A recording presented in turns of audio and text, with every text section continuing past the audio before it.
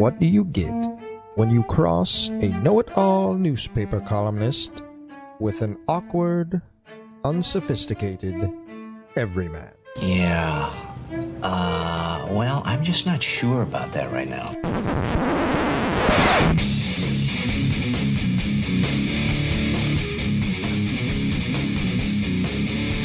Welcome to Couch and the Rube. Welcome to Couch in the Rube, our Friday afternoon show presented by our friends at Firekeepers Casino and the Firekeepers iCasino and Sportsbook app.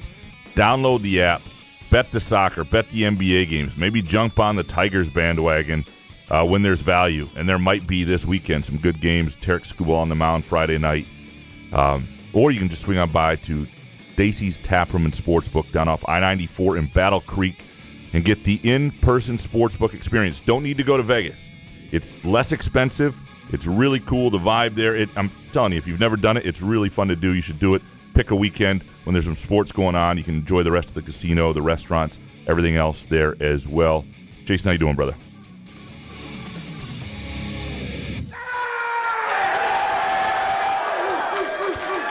What's up, buddy?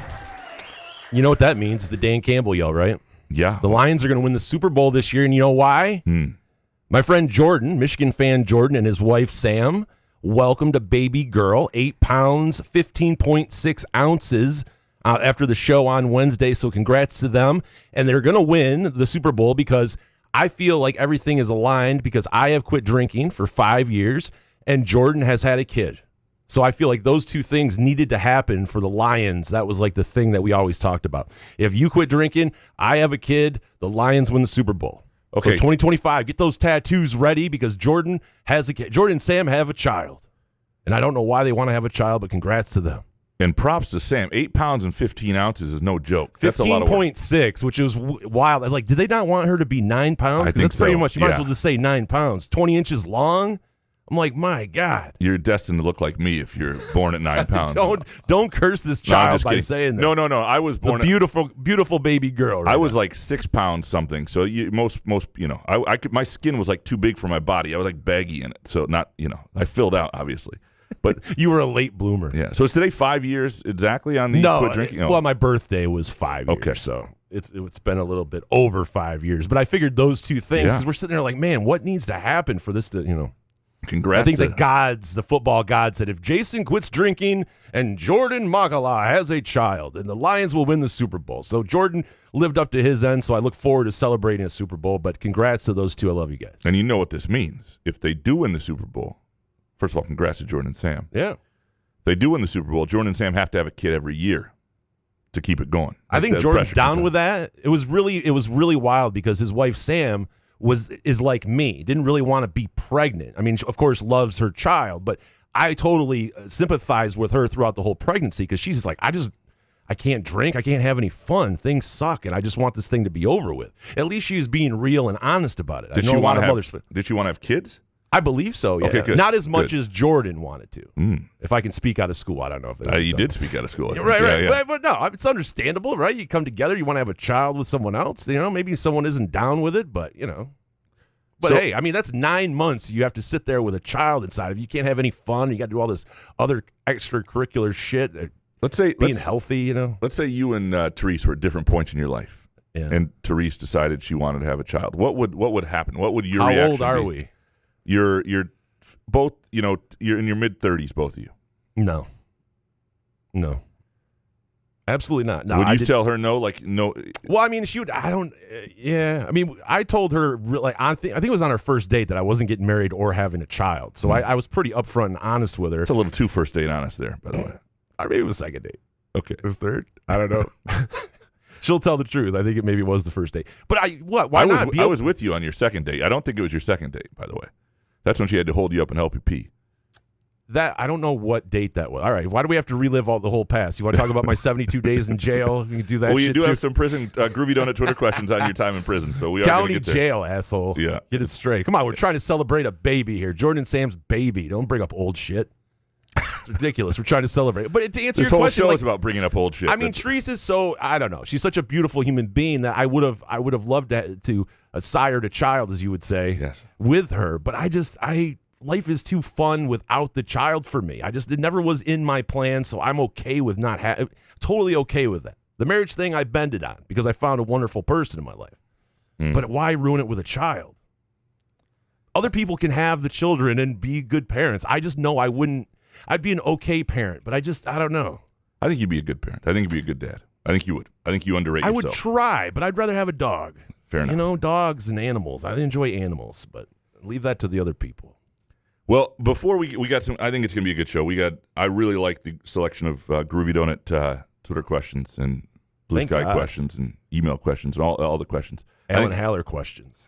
Yeah, it's a good selection. It's a good batch. It variates a lot of MSU basketball, MSU football, MSU athletics, but some really good Tigers and life stuff and Jason Prison questions. So I think it's going to be good. I think it's going to be fun. Fun for me, at least.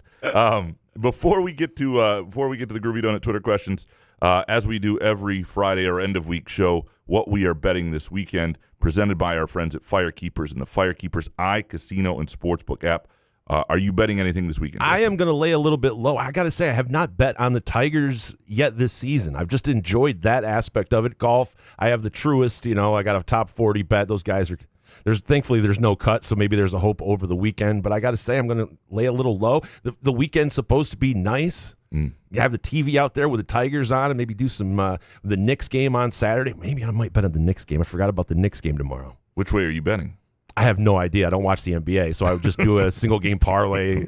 I would just look at what smart people are kind of betting and kind of do like a plus 265 single game parlay if I had to. But I got to say, I've been watching sports, and I mean, I'm sorry to Firekeepers iCasino, but I mean, like, I have to say, like, I just have been enjoying sports without gambling for a little bit. I don't know if I think it's March Madness kind of just burned my soul after going to Vegas and only hitting 2 bets there. I mean, it's just, so I've been taking a break a little bit. Except for golf. I have things. And next week, by the way, is the PGA Championship. So, and Jason will probably share on social media some of his what not to bet. Yeah. So, yeah, you look for those. We will be off next week, as we mentioned. We just slid in there on Wednesday. We'll be off just for a week. Just recharge, get ourselves... Do all the things not from the show. Not from the show. Yeah. Just from life in general. Pretty simple. We come in and do it. Right. You guys produce it. You guys get a week off. Really, we're giving you guys a week off. You're welcome. Yeah. Enjoy it. Okay, there's some stuff in the NBA I'm curious on. Because I do not think the Warriors have a chance in the series until Steph comes back. So Timberwolves, and obviously if the Celtics lose game 3, they're losing the series. They're not going down 3-0 and losing the series. So here's what I like. I like a combo bet with the Celtics minus 230, the Timberwolves minus 220. And I have a feeling those two, and that gives you, better than even money. I just have a feeling the Celtics get game 3 and the Timberwolves get game 3. I like that combo bet. I don't feel as good about the Cavs at the Pacers, but I like that combo bet on the money line, minus 230 and minus 220. It's kind of even money. Yeah.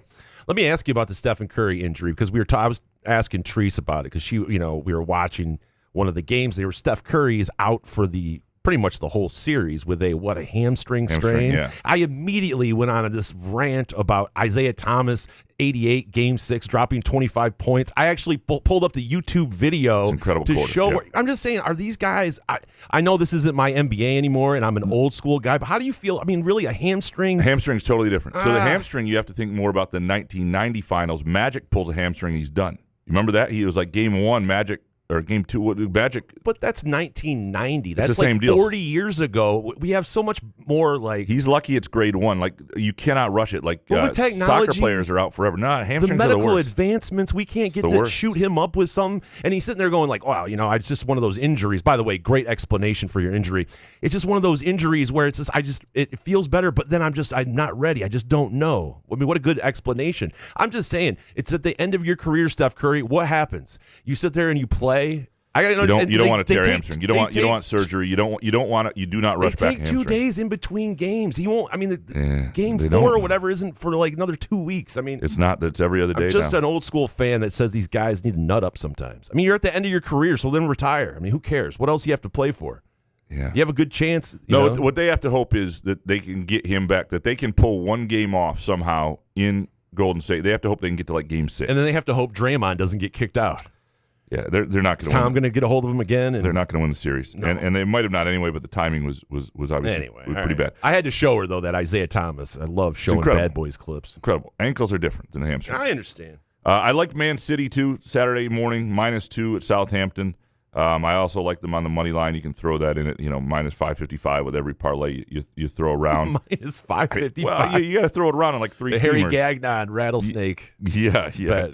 Those are the best ones. I kind of also like Liverpool at home -105 on Sunday at 11:30 against Arsenal. And the reason I say Arsenal's coming off this, they played all their guys last week. Then they had this really difficult midweek Champions League loss that was emotional. They're sort of out of it. And I think Liverpool, which won the title 2 weeks ago, is now in a situation where they kind of partied, celebrated last week, rotated the squad, had a lot of subs in. This week, Liverpool, I think they're going to play their full allotment. I think they want to beat Arsenal, who's the second-place team, even though they've already won it. They're at home. I think this is a game where Liverpool shows up. I think Arsenal will be a little taxed, their legs and everything like that. I love Liverpool to win this game on Sunday at 11:30. So that is what we're betting this weekend, presented by our friends at Firekeepers and the Firekeepers iCasino and Sportsbook app. Really good pianist. Are we ready to dig into these groovy donut Twitter questions? Absolutely. Dominic up first. Jason, why does Graham always say everything is too soon to judge for football?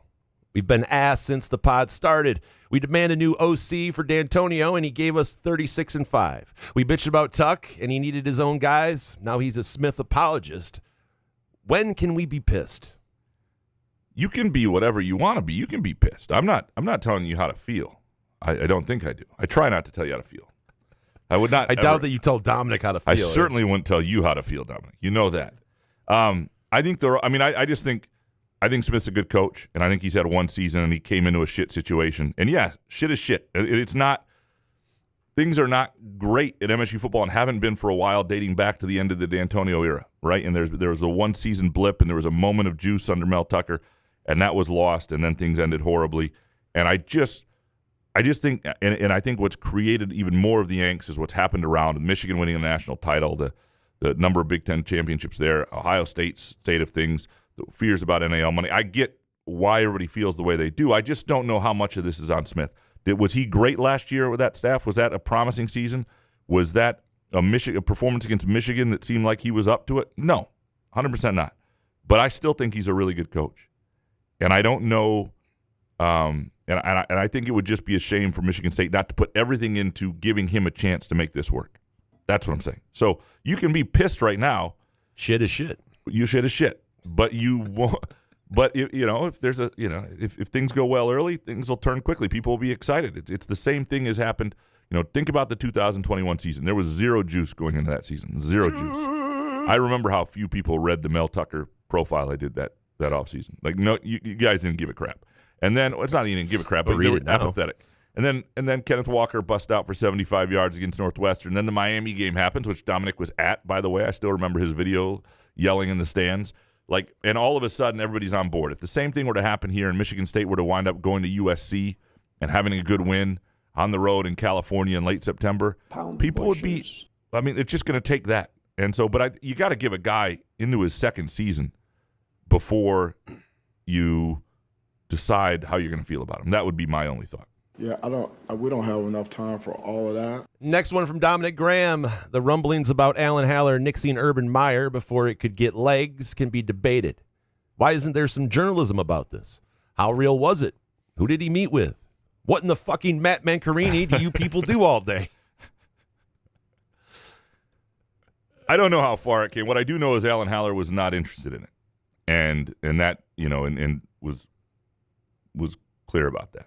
And so I don't know. I know that there was interest in Alan Haller. I don't know to what degree, but the guy making the decision, there was interest in Urban Meyer. Did I say interest in Alan Haller? There was interest in Urban Meyer from some of the donors, and, did that extend to Izzo and whatnot? Pound the bushes. But there was at the top of the donors. But the guy making decisions had no interest in it and had his eye on Jonathan Smith and had his eye on doing the search on his own. And so that I know. So in terms of being interviewed, there's only one guy doing the interviewing. Now, were there people on campus that met with him? Was he around? I don't have that information. Maybe it is something worth looking into at some point because it becomes part of Spartan lore. You get that with what's his nuts, the former Nebraska coach who Tom Osborne. Tom Osborne. Wow, you actually gave it to me. Shit. You gave me I thought the you were right talking answer. about someone else. You gave me the right answer. You're the best. You're the absolute best. Yeah, it's nice on a Friday. I love sober Jason. Gives me the right answer. The total accident. Tom Osborne twice almost You're took the talking about job. Matt Rule or something. And that becomes part of Scott books Frost. and part of lore. And I think this will be something that gets a little bit more fleshed out over time. But it's also not something that happened or is going to happen. So, but yeah, it's fair that you want to know as much as you can about it. Next one from Dominic. Why does Graham thinks it's okay to casually slide in that you'll be off all next week? It's fine to be off, but him continually acting like a child, lying to his parents about finishing his homework needs to stop. Tell us with as much possible notice. Sorry, Dominic. Yeah. Were you trying to slide it in there? I mean, it's not that big a deal. I mean, We're just off for a week. I apologize. We will. I just work on don't think more Grant. notice. Did you tell me after the show or something? After you announced that a little. We talked Monday. Because I just think about Graham doesn't seem confident about it sometimes. So then he just now you're confident about it. You know we're taking the time off. Yes. It just seems like because I don't think that we ever hesitate to tell the listeners. Yeah, and sometimes there are weeks where it's not like set. Like I was trying to, marry this with a week that I was going to be off from the LSJ, and I didn't know exactly what week that was going to happen too. So I was trying. I think it was Monday we figured out. Sorry, Dominic. We should have a couple days earlier. We should have had it for you. I will. I apologize. TK next. What sport is most likely to be cut by MSU? If you had to cut a sport to save money, and granted, what's it going to though? Is there money going to? Well, yeah, you'd be doing it to spend on football. Obviously, if you had to cut a sport to at MSU, what would it be? See, I don't like saying that because I'm going to offend. I don't want to offend people that enjoy that sport. Right. I don't want Pat 40 coming after me if I say swimming. It's already gone. It's already right. Jeez.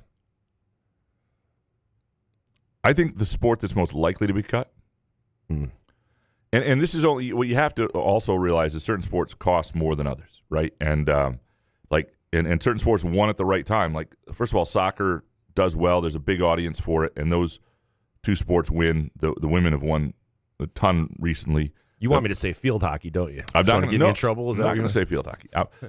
My wife played field hockey at Michigan State. For those that don't know, I think Graham wants me to say field hockey. No, I think you have to take a hard look at softball and baseball if you were to do that. I think you try to save everything. You try to do it because it's just it's.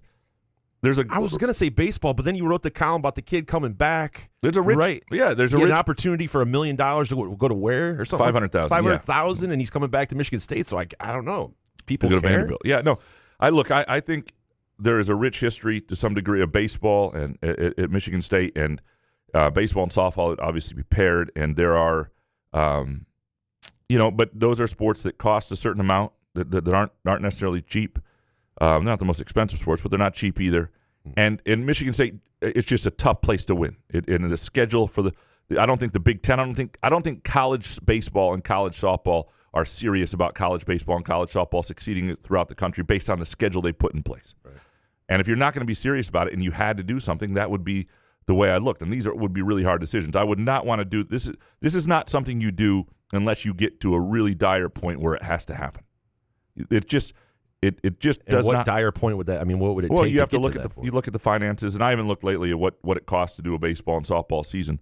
But you just realize in the budget to do what you need to do in the sports you need to do it, you cannot operate the way you are and making other cuts and other changes. And I think you do other things first.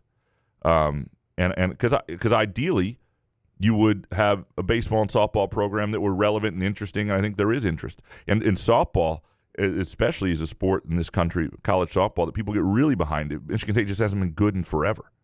And so that can be something the community really enjoys into the spring. I wish the season started a little later. I wish they had a little more logistical sense about how they do those things in college, in the college game. But I think those would be the I don't know, that unfortunately would probably be the ones that are, I guess, would be most likely. I guess I would need to know what dire meant. Like, what would it take to get to that point before you?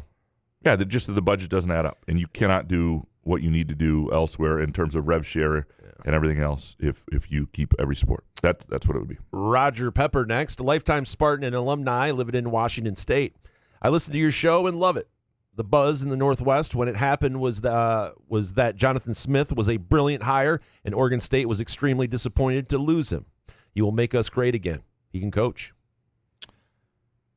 I think he can too. I don't know. There's something about his staff and something. I mean, like I feel better about him as a coach than I did about Mel Tucker. Now, there were times where I thought, I mean, I'm not any different than anybody else. When he was getting all the recruits, the 4 stars on campus, and it was early in the NIL era, and nobody had a great grasp of that yet and how much that was all going to cost, I thought he was going to have that thing rolling. I really did. And then I thought he deserved the time to have his guys in there. I did, to Dominic's point. I'm not going to. But do we separate the coaching and the NIL? I mean, we all know that Jonathan Smith is a great coach. Well, right? He's a good football. Football. But then the money isn't on him. The money is on everybody else. The money has to be there. His job, I mean, now he can help raise it, and he's got to be good at meeting with donors and being somebody that makes people want to give. That's part of the job now, too, as you're a head coach. But that's why I think you can talk about those separately, though. The coaching aspect and then the outside doing all the donor stuff and the NIL, the money stuff. If it doesn't work, though, with Jonathan Smith because he can't get the players financially, that is not on him. And then if it works later on with somebody else that, Mr. Ishbia wants to give more to or Greg Williams wants to give more to, then that's on them. That was their decision to kill a coach. And essentially, kill a tenure, I should say. Oh, okay. I'm not saying they're going to do that. What I'm saying is, you've got a guy who you just got rid of the AD in large part because of donor relations and fears about the ability to finance football long term at the highest level. Okay, you did that after the next his second roster was already put together. I think it'll be a better team than last year. I think there will be momentum. I think there are things that could be promising. Do I think they're going to be in contention? No. But point being, if you get rid of the AD because that person was not developing the culture around football financially and the resources, I should say, around football financially, you have to give us a chance, if you think you have a good coach, for those two things to work hand in hand. And that to me is, I just think that's important. Next one from Roger, going to Groovy Donuts and Cask & Company on our next trip back to East Lansing. You do such a great job promoting your sponsors. You make us want to try their products. Great job. Go green. Appreciate you. This is not my burner. Thank you, Roger. Right. You wouldn't say go green at the end. I would not. That's unless I was trying to throw people off my scent as a burner. Then I might do it. Or I'd say go Tottenham or something like that. By the way, if you are looking for something special to do for your mom on Mother's Day, there are some fantastic donut offerings at groovydonuts.com. Go there. You click on groovydonuts.com and order now, and you'll see the full package. You can also go to Groovy Donuts Sunday morning with your mom. Just take her there. There's a little outing, 7 a.m. to 1 p.m. 1 p.m. They're open Thursday through Sunday, Lake Lansing Road in East Lansing, and also in Williamston. And the other thing is, if you do order, some sort of assortment of donuts for your mom on Mother's Day, you can get yourself another half dozen. She doesn't. This is like a Mother's Day gift that gives to you. You don't have to tell her it's not all about her. You get a half dozen for you. She gets an assortment for her. She knows you love her, and you took care of yourself. GroovyDonuts.com. It's a fantastic way to enhance your Mother's Day and show your mom that you love her. Scott, you next. How does MSU develop in true depth? How does MSU develop true depth in football and basketball in this new era of sports? Keep the Hollemans and Tatums of the world engaged and on the roster. Is it possible? It's tricky. I think it is, and it's tough to. You're talking Dylan Tatum in football. Now, Dylan Tatum and Holloman are different guys, and there are things you lose there. Number one, coaching continuity matters, right? So if you lose Jonathan Smith, that won't help. It'll restart the cycle of losing guys. You saw fewer guys leave this year because they were guys that played under him for a year, more guys that came in under him and his staff, and that is the value of some continuity and guys that like playing for somebody. And I think it's a staff that likes each other, and you see a fairly decent amount of continuity there. And Dylan Tatum, went to Northwestern. It wasn't like he went to Alabama. He went to Northwestern to go to graduate school. and he graduated from Michigan State. Like Dylan Tatum should be celebrated. You know, he went to graduate school at Northwestern after graduating from Michigan State. Like, that is everything you ever want from a player. And if you want more, then you're not doing it for the right reasons. So let's put Dylan Tatum aside. But I get to the larger point of depth. I think you do have to get creative, and I'm sort of thinking this off the top of my head right now, but the way you do NIL and revenue sharing with freshmen and upperclassmen, where you really reward guys who stick around, and not always just guys who stick around who are great. You know, that there's a baseline level that's pretty high for a, Kerr Tang after year one where he doesn't play a lot, or Garrick Norman even in year three, if you want those guys to stick around, where they have to think about that from a financial standpoint, that they're going to do okay. And the other thing is, maybe it helps you recruit in the long run. If you get known as a school where guys really do well financially, is upperclassmen, is sophomores, juniors, seniors, and freshmen, there's some hard lines. You don't overpay for them, and you might lose out on some guys, but some guys realize, hey, I do 2 years there, I'm doing really well. I'm just saying, I'm not saying that's the answer. I'm just answering the question, sort of thinking off the top of my head. But I think there are ways to get creative, to be a school that's known for something, to help create continuity with financial incentive, and that's what I would be looking to try to do over time. Scott, you next. High school commits are no longer expected to stay 4 years.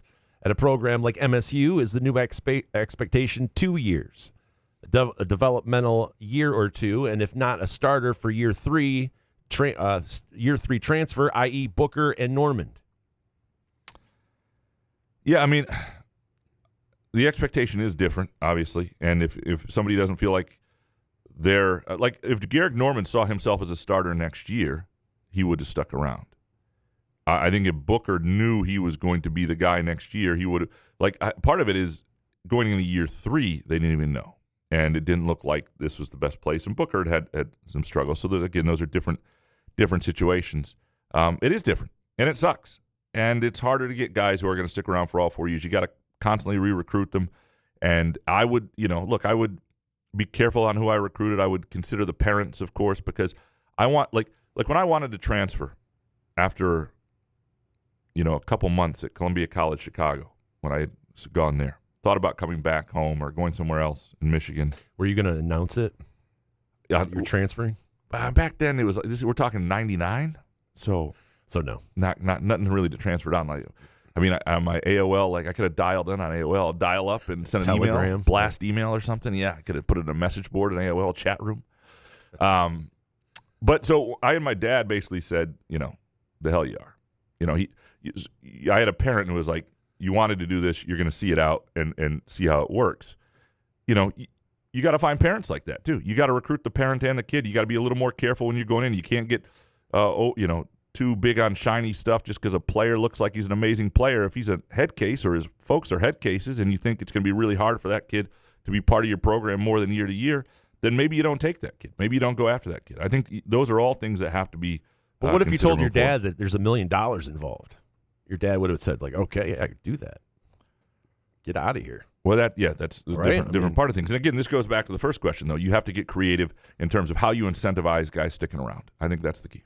MZA next. As far as I'm aware, Izzo seems to be targeting developmental long shots instead of instant impact players in the portal. Why is this the case? Does he not want to win big next season? Oh, I'm sure he does. I don't think coach my team. I don't think anybody. Caleb Glenn's not like a developmental long shot. I mean, this is a guy who was a 4-star kid who had a really good year in his second year after he started at Louisville, and it was a struggle as a freshman a little bit. But that developmental long shot, I wouldn't say that. I'd say you've got a key contributor who they hope they get 2 really good years out of. And I think what you look at the guys that they've gotten, the freshmen coming in, they've got guys who I think could contribute right away, especially one of them. And so developmental long shot seems like the wrong wording here. I would also look, and I should do this more, and I should look into this, but I would look at Florida's roster last year, and I would look at Auburn's roster last year, and the transfers on those rosters, where they came from and who they were as transfers, because there were guys who you would probably argue were developmental long shots who became big parts of national championships. Who you recruit and how they fit matters. Does that mean, I still thought and I still think to this day, and I would tell Izzo this, like, I would be inclined, if you're not getting Jace Richardson back, and I don't think they are, to go out and really try to recruit a headliner, guard or wing, somebody who can shoot and can score and had done it at the highest level well, and pay them a fair bit to do so. And is there a risk in losing somebody else? Sure, but not at this point. The transfer portal is closed. Now, when the portal was open, that's a delicate balance. But that would have been something I would have done. I do not think the way they look at it is targeting developmental long shots. Let's hope they're decent, that sort of thing. I think he's putting together a roster he thinks he can win with. And, from year to year, we don't know what guys are going to become. We didn't know what Tyson Walker was going to become, and he really wasn't that guy till his second year. We didn't know what Jace Richardson was going to become. And sometimes they don't either. I'm not saying that they have all the answers and we're just ignorant and they know all these things. I would go out and get another high-priced shooting guard. That would be my goal. Easier said than done, but that would be my goal. And I think to some degree it was. Like it wasn't that they didn't go after Darius Adams. It wasn't that they didn't go after and talk to a guy like R.J. Lewis at St. John's, right? It wasn't that they didn't talk to these guys and recruit them to some degree. It just doesn't look like they're going to have those guys. MZA, what has been the key to Javi Baez's turnaround? And from Professor, what will it take for Javi Baez to redeem himself in the eyes of the fans? To take that 80-game suspension for PEDs like a man and don't snitch on anybody. Because please explain to me what else is going on with Javi. Let me ask you Don't this. tell me injuries were the reason for last year. Well, I think there had been some injuries, but I also think before the injuries, and I'm just spitballing here, I mean, there was a pressure on him to be the guy. He was the high-priced free agent. He was batting earlier in the lineup, and it wasn't working, and he was pressing, and he was trying to be a star. Now what they need from him is end of the lineup. No, there's zero expectations on him.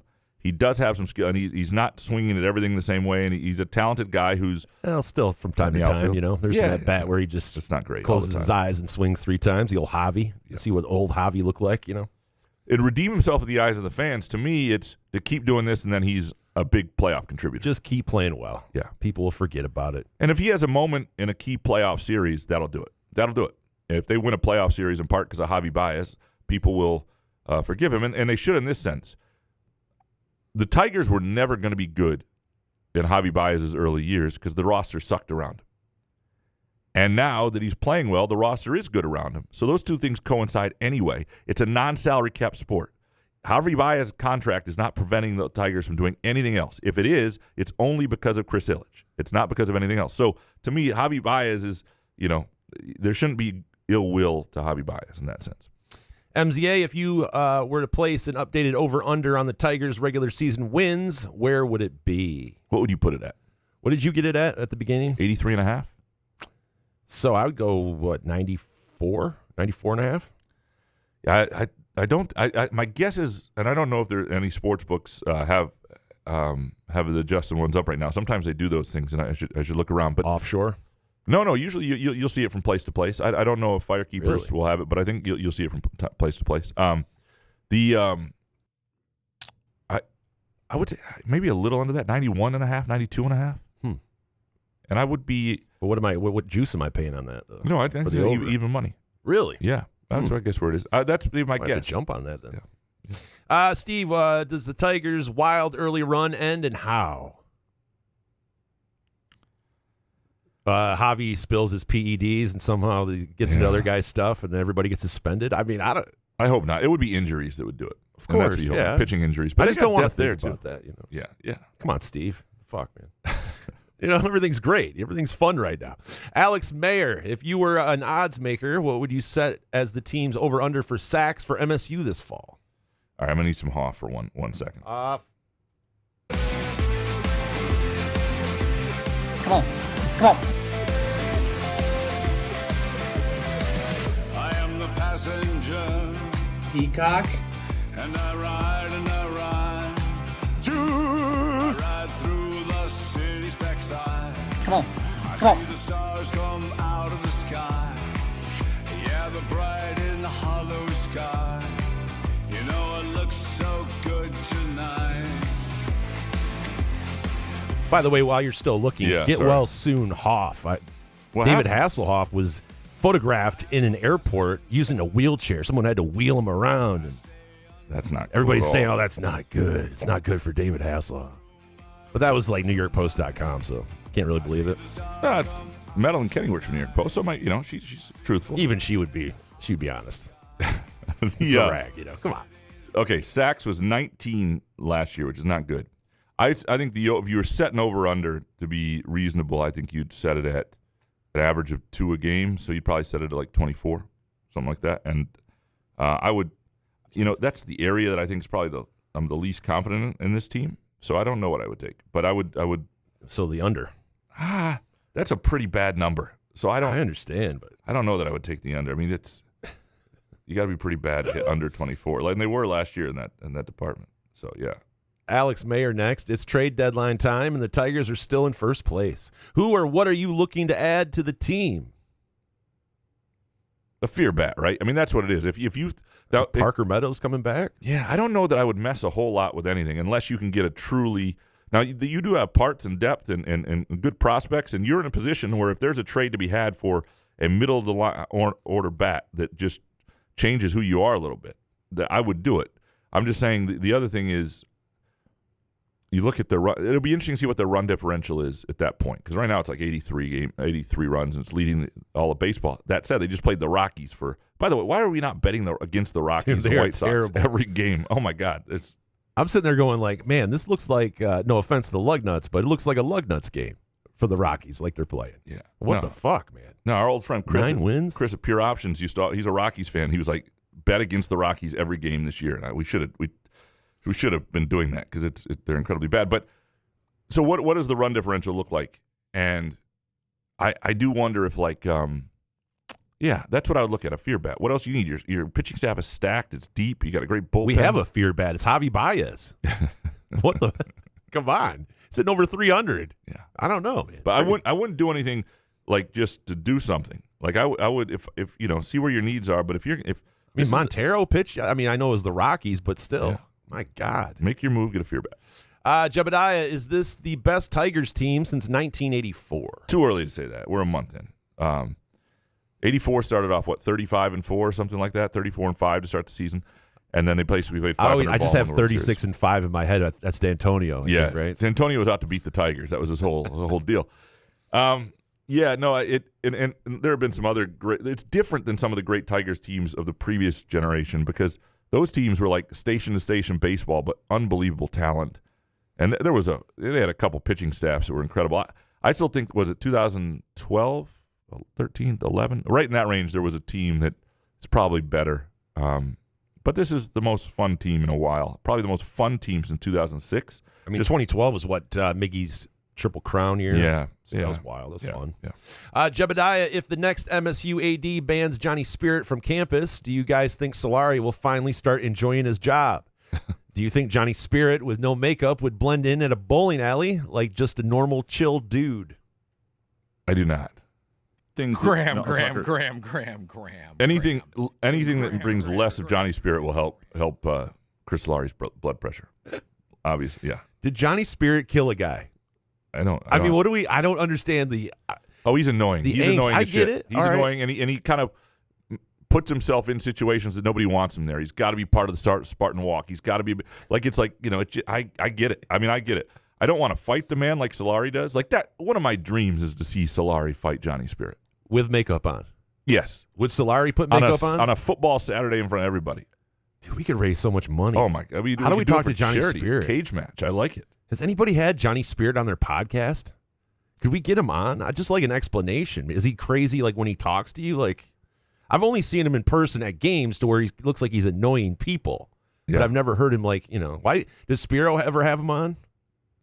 Sounds like something Spiro could do. I don't know if anybody, I've never, in fact, I've never heard the man speak. And you want to beat him up? I don't want to beat him up. Solari wants to beat him up. I just want less of him. Would you stop Solari? No, I would let Solari go. I mean, I would stop him from like the final curb stomp. I wouldn't let that happen. But I would. Solari, put your teeth on the curb. Yeah. Holy shit! Oh man! But I would. That's about the extent of it. All right, Groovy Donuts. Graham, in honor of Mother's Day, what's your mom's favorite donut? It's a really good question. My mother does not eat sugar, period. Like, period. So, Ever? no. None. So, like, on Mother's Day, I will go to Groovy Donuts for myself, and I will get her a donut that I will also eat because that's me being a She loving doesn't eat son. sugar at all. She must feel great. Not for like 20 years, yeah. Yeah, Does she feel good? Yeah, she feels good. She's 75 and she can keep, she can walk fast. She was in great shape. So that's the trade-off then. No sugar. If you want to live to 75 and be able to walk, like it's no sugar she's ever. lost a lot of, like, giving up Groovy Donuts would not be my play. I mean, that's a lot of joy lost. I think Rather that's be dead. Yeah, yeah. So I don't know that was a good move by her. it's impressive. But though. she did used to like a good jelly donut back in the day, from what I remember.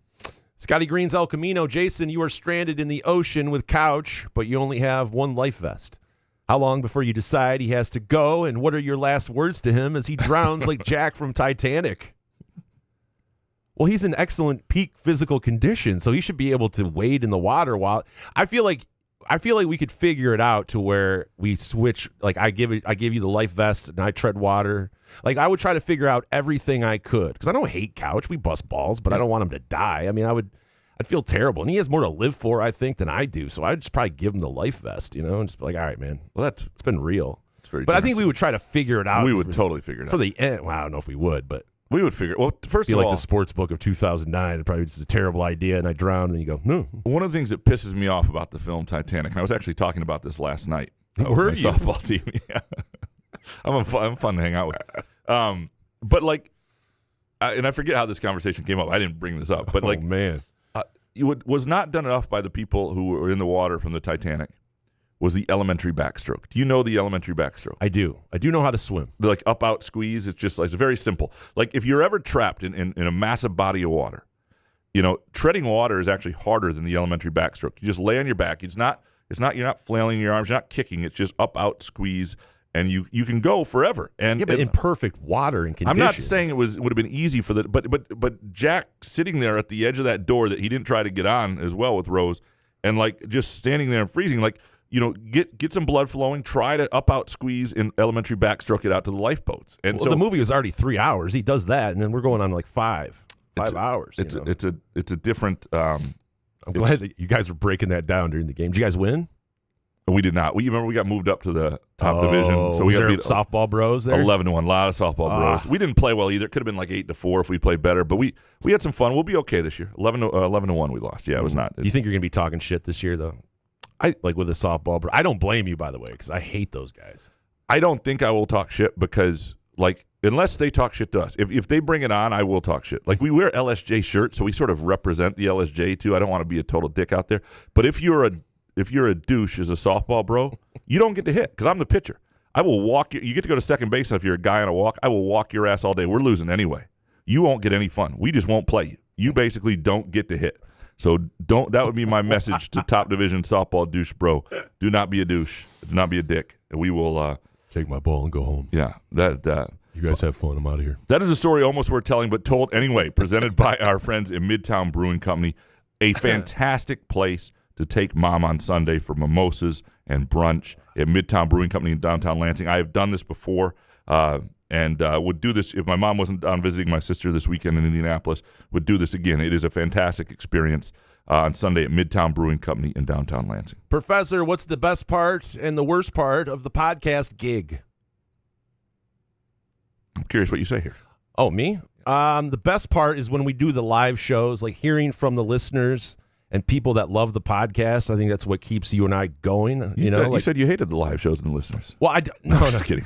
I mean, the live it's more because of the nerve-wracking element of doing a podcast with people are staring at you. And is anybody going to show up? But there's that moment. That's the moment, the anxiety before a live show. And we have been to just one, where there were very few people there, and there were a lot of reasons for it, but that was rough. And I've done some in the past, even before this show. Yeah. I've been doing radio since I was like 18, 19 years old, so I've done live remotes where no one's shown up, and it was absolutely brutal. So that is the main fear when we do it. It's not really the people coming out, like, worried about people really staring at you. It's. Were you on the Rico Beard one that nobody showed at? Were you producing that? I might have been back here doing that. Yeah. I don't recall which one. Oh shit, that was at the cellular cell phone thing. Yeah, I am aware. I don't think I was running the board for that. But okay. Yeah. Just wanted to Yeah. But see, they set that up so poorly that right. it was just like, why are you doing this in a store where no one's going to be coming in and out? Part of having real frank conversations with sponsors is you have to know when a live show is actually worth it for both parties, right? And not, and so that's a real key. I think the best part of the show is days like today. I'm enjoying the hell out of this. I love when we sit down and we do a show and we answer your questions, do your hot takes, and we just go. And that to me is the conversations with Jason are the best part of it. And I think the worst parts of it are only just it's the business side of it. It's just the business side of it. It's just, it goes along with any kind of, we have a small business kind of here. And when you deal with that, you have to deal with certain things outside of it. It's just, and it's more the time that I would say that's all. It's like, this isn't our only jobs. And so for me, it's just, especially it's trying to squeeze in stuff. But like, but we love our sponsors too. So even the business side's been a lot of fun in certain ways. But yeah, it's different. And trying to sell yourself to people, it took me a long time to feel confident about that. And we're finally getting over like 1,000 YouTube like watchers on that because we've did it on Facebook and brought it over there. So there's a lot of that element of why are we doing this if people, Yeah. But we get a lot of downloads, so it's tough to keep all of that stuff in order. But doing the show, that's like the best part. And the people that listen tell you how much they love it and it benefits their day. 100%. People coming up to you from all walks of life, people of all ages, men, women. I mean, that's the best part of it, and that's why not only do we have fun doing it, but it's the audience, the size of the audience, and the individual people who come up to you is really makes it fun. Jeffrey Daly next. Last meal on Earth. What's on the plate and in the glass? What are you doing? Oh man, number 7 from Mickey D's. I'm gonna go large size since I'm dying. What's number 7? It's a 2 cheeseburger meal. Okay. It just always hits the spot, and I guess if I'm going to die, I guess might as well go out that way, a little Mickey D's. I might throw a Big Mac in there, some chicken nuggets or something. Yeah. I guess, if it's going to end. I would ask Midtown Brewing Company to make like a giant vat of meatballs for me. I love meatballs. And, oh, really? Someone's going to be making meatballs as the Earth ends for you? No, it's not. Our last meal on Earth. Oh, I thought the Earth is going to end. Last meal on Earth. I'm sorry. For us, it's like just us. Okay. You're probably going to be executed, firing squad or electric chair. Okay. Like this is, think back to your days in prison. And so last meal, meatballs. what would it be? Vat of meatballs. Because I do it for 2 reasons. One, I would just eat and eat and eat. I would make it a massive vat because I wouldn't want the meal to end. I would, good glass of. You imagine the cleanup for that firing squad though. The couch is just full. And tons of Pinot.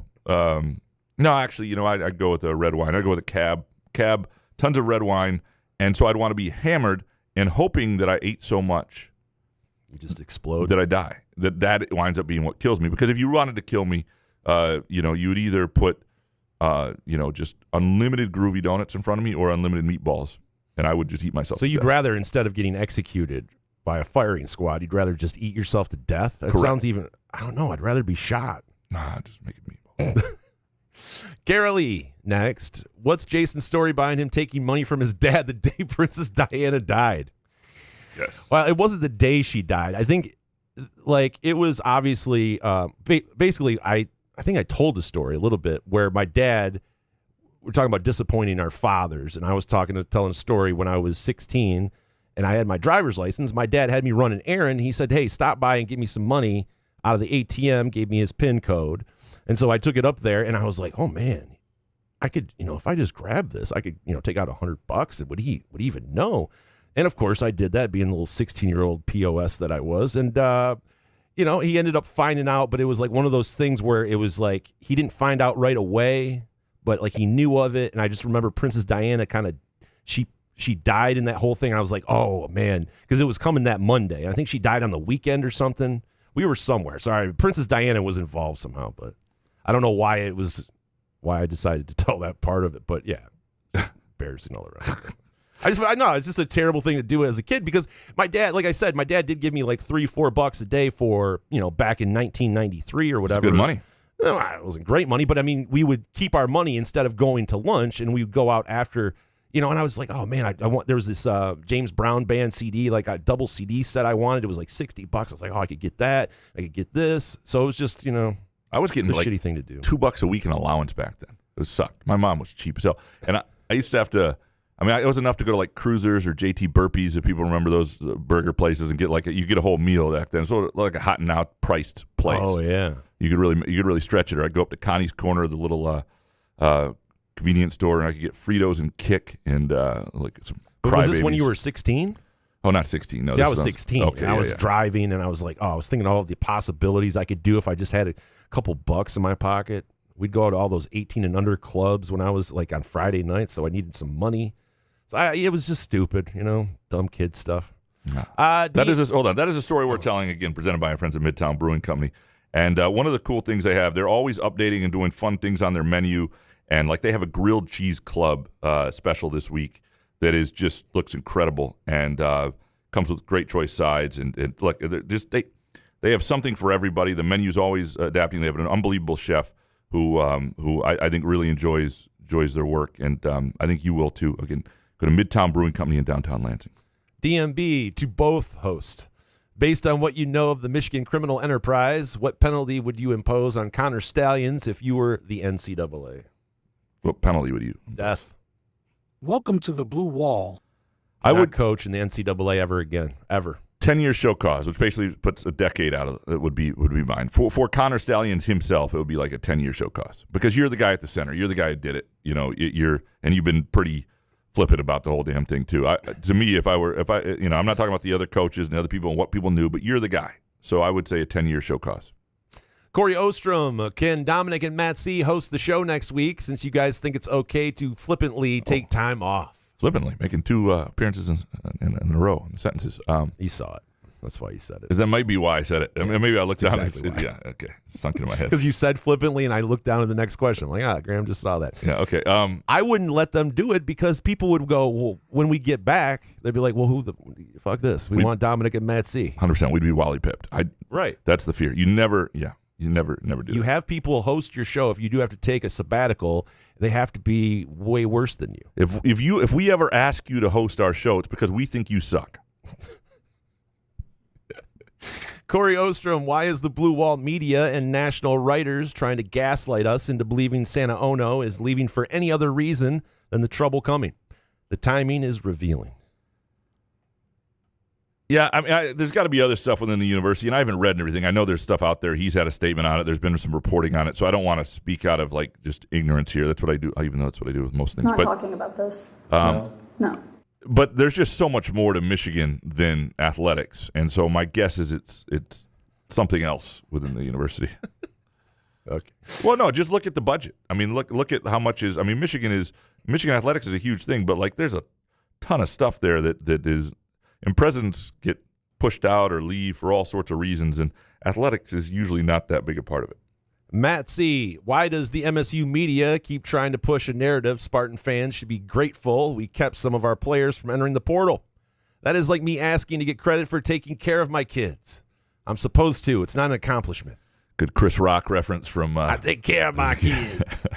1997, supposed Bring to, the Pain. You fucking dummy. By the way, if you're looking for something to do, Bring the Pain, the Chris Rock comedy special from 1997, I think it was 97, it was right there, yeah. Totally, it's worth it. And some of it will be outdated, the O.J. Simpson stuff, but it's funny. It's still, I don't know, it's really good. I would recommend it. Here's the difference, Matt C. Yes, you are. Kids don't have a transfer portal, and you are when you give birth to them. Like, this is what you're supposed to do for the next 18 years. You take care of them. If kids, it's just different in college sports, and it's like if there wasn't an expectation of taking care of them the next 18 years, and every year the kids were up for bid, and if they found a better situation, they could leave you. Like that, it's a totally different situation. I think retaining player retention is going to be a huge part of winning in college sports. It already is, and so I think the fact that they didn't lose as many key components as a year ago is going to pay off, and I think we'll see it on the field. Matt C., last one. When you do the game of horrible names to have like Epstein and Nasser, can you add Bo Schembechler to that list? He's up there with those scumbags. Here again is the difference. Like Epstein and Nasser were the scumbags themselves, not the people who knew something and didn't say something. They're the one seeds. Yeah, Schembechler would be a 5. 5 seed. You know, Well, we don't know because the man's no longer alive. We only know from other people's accounts what he knew and to what degree, and obviously, of a different time and all that. So I'm not saying he's like I have real questions about Bo Schembechler. Well, if you're asking Gus Johnson, he didn't do anything, and I would be very careful at that university about honoring Bo Schembechler. I wouldn't feel great about it. Well, he's not alive to talk. Well, what's the problem? Correct. It's a tricky honor spot. him then? But he is not Epstein or Nasser. That's not really fair. Matty B next. Does D'Antonio deserve some criticism for the position MSU football is in now? His last few classes weren't great. 100%. Yeah, he deserves. I mean, that was. It's not just the classes. It's that he was stubborn in terms of, you think about the stubbornness you feel about Izzo in the transfer portal at times, or the apparent stubbornness. The urinal or portal. And the dislike for that, I can't even imagine what D'Antonio would have been. But D'Antonio was frustrated, and he didn't. They had lost some juice, and they had lost some. Just the hunger didn't seem to be there with that staff. Yes, and so that both coaches who have taken over since him have come into spots where there was lots to rebuild, and that was because of how the previous coach left it. And D'Antonio didn't shame the school the way that. Mel Tucker did at the very end. I mean, he had a couple moments that weren't things to be proud of. Austin Robertson being the biggie, but absolutely.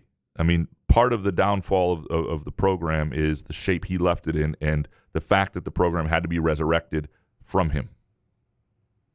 Matty B, MSU football is 1-10 versus top 25 teams the last 3 years with an average margin of defeat of nearly 32 points. Graham, can you tell me again I should be at that last home game in 15-degree weather to watch us play like Akron against Rutgers?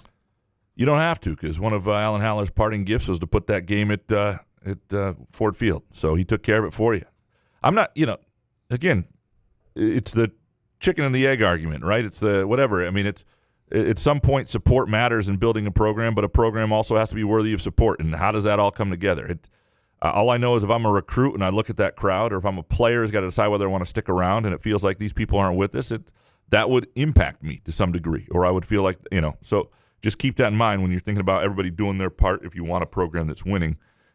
Things have not been good against good teams, so that you're not wrong there. I'm not telling you have to do anything. People should do what they want to do, and they did last year, and so the game's at Ford Field this year. People are saying you're not a true fan unless you go to those every single game and grind and sit in the weather. Just don't complain when they put the game in Ford Field, is all I'm saying. And the next AD will be able to, it may not happen again. They'll have their own thoughts on this, and they may be able to, shit on Haller about it, and or it might go really well and it might become a thing.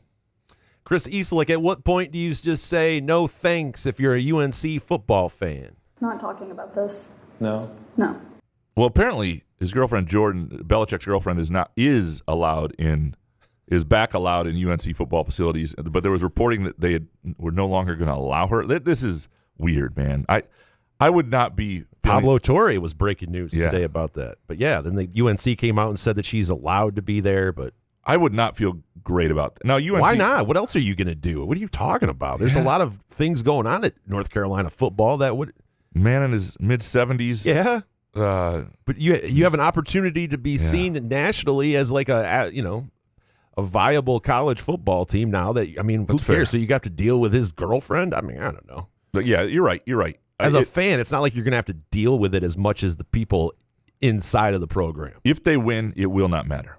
Right. Just like everywhere else. The Ernie Harwell of Southern Maine next. Should I feel confident that the guy who bankrupted casinos and wrecked an entire football league wants to get involved with college football? At least Tommy Tuberville isn't participating. Tommy Tuberville's a dumbass. I don't even know how. If I were, in retrospect, I would fire every president that ever hired, or every AD that ever hired Tommy Tuberville as a coach.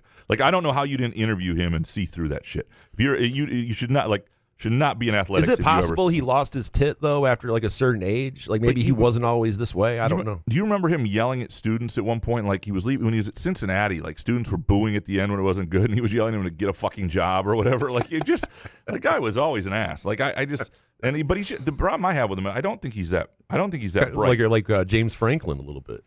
Saban, at least, I think is a pretty bright dude. And now, again, I don't know whether.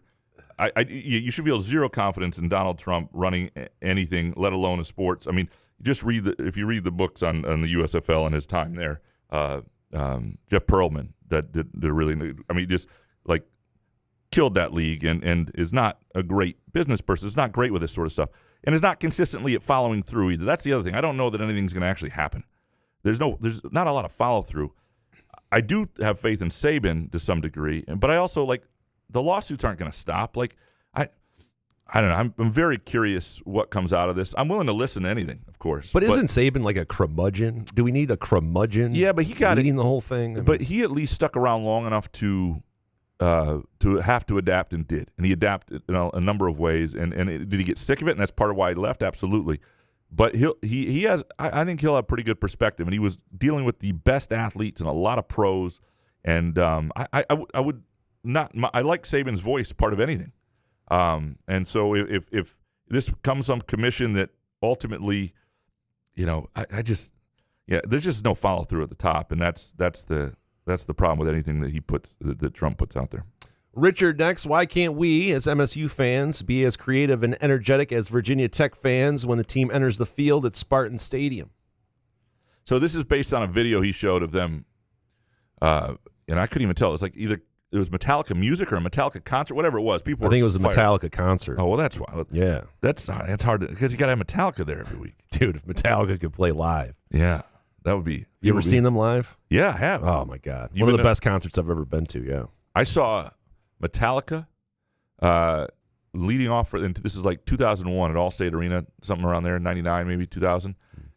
Kid Rock leading off, and some band called Seven Dust before then. I know Seven Dust. So Seven Dust, Kid Rock, and Metallica. Great show. I was the only one there in a polo and khaki shorts or khaki pants. Were you in the mosh pit? No. I was with a girl that I was trying to get with, and it didn't. It didn't. I liked her a lot. Trying to go steady with. I liked her a lot. And she liked me sort of. Was she in the mosh pit? She was not, but it was we had a fun So night. did she see your attire like when? That was probably the beginning. And she was like, "Oh, things not working out." This dude's a square. Yeah, it was not working out. That is a story almost worth telling. Presented by Midtown Brewing Company in downtown Lansing. Hold on to the previous one. I do want to. I should correct this. I said that he doesn't follow through on anything. There are obviously some things that the president has followed through on, whether you like them or not. That and I tend not to. It's too late. It's too late. People are already going to get pissed at you. You don't have to defend it. I'm not defending. I'm not defending. No, I think Trump's done some good things. Yeah. G. Miller, in his 1.5 years at MSU, what is one thing Jonathan Smith has done to win over the fan base? Do you think he really wants to be here? Well, these are two different questions. Well, after the guy that hired him's gone, I mean, it's got to be. I think wild. I think there are elements. I mean, he has a staff he's been able to assemble. He's got a Big Ten program. It's a community I think he feels he can live in. He has a decent relationship with Izzo, and he lives in a neighborhood with Izzo and Robin Fralick's around there. They all live in that area, and I think they get along. I think he likes the family atmosphere. He likes the staff he has. I think there are elements he likes. I do. I mean, people say, well, if UCLA was open, would he want to go back home, or if he had waited for the Washington job? I don't know. I don't know, but I don't think he's. And again, I haven't.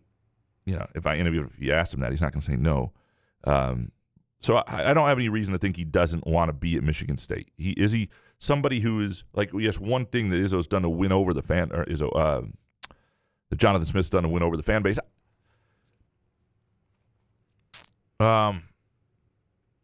Gets him off.